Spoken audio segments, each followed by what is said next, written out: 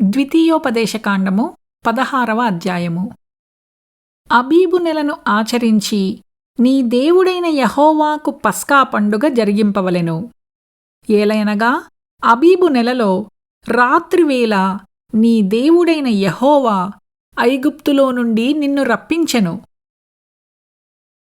యెహోవా తన నామమును స్థాపించుటకై ఏర్పరచుకుని స్థలములోనే నీ దేవుడైన యెహోవాకు పస్కాను ఆచరించి గొర్రెమేకలలో కాని గోవులలో కాని బలి అర్పింపవలెను. పస్కా పండుగలో పొంగిన దేనినైనను తినకూడదు. నీవు త్వరపడి ఐగుప్తు దేశములో నుండి వచ్చితివి కదా. నీవు ఐగుప్తు దేశములో నుండి వచ్చిన దినమును నీ జీవితములన్నిటిలో జ్ఞాపకము చేసుకొనున్నట్లు బాధను స్మరణకు తెచ్చు పొంగని ఆహారమును 7 దినములు తినవలెను. నీ ప్రాంతములన్నిటిలో 7 దినములు పొంగినదేదైనను కనపడకూడదు. మరియు నీవు మొదటి తేదీ సాయంకాలమున వధించిన దాని మాంసములో కొంచెమైనను ఉదయము వరకు మిగిలియుండకూడదు. నీ దేవుడైన యెహోవా నీకిచ్చుచున్న పురములలో దేనియందైనను పస్కా పశువును వధింపకూడదు.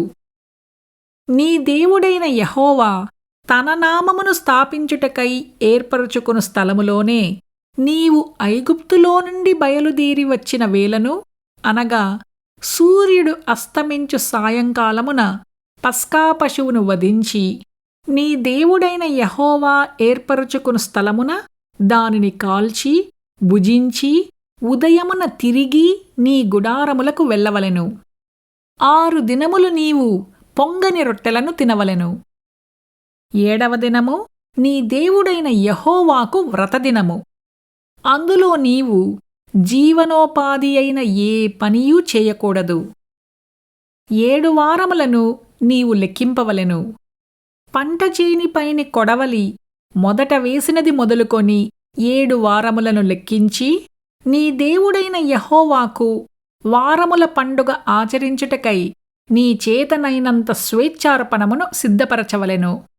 నీ దేవుడైన యెహోవా నిన్ను ఆశీర్వదించిన కొలది దానినియ్యవలెను. అప్పుడు నీవును నీ కుమారుడును నీ కుమార్తెయు నీ దాసుడును నీ దాసియును నీ గ్రామములలోనున్న లేవీయులును నీ మధ్యనున్న పరదేశులును తల్లిదండ్రులు లేనివారును విధవరాండ్రును నీ దేవుడైన యెహోవా తన నామమును స్థిరపరచుకునుటకై ఏర్పరచుకును స్థలమున నీ దేవుడైన యెహోవా సన్నిధిని సంతోషింపవలెను. నీవు ఐగుప్తులో దాసుడవయ్యుండిన సంగతిని జ్ఞాపకము చేసుకొని ఈ కట్టడలను ఆచరించి జరుపుకొనవలెను.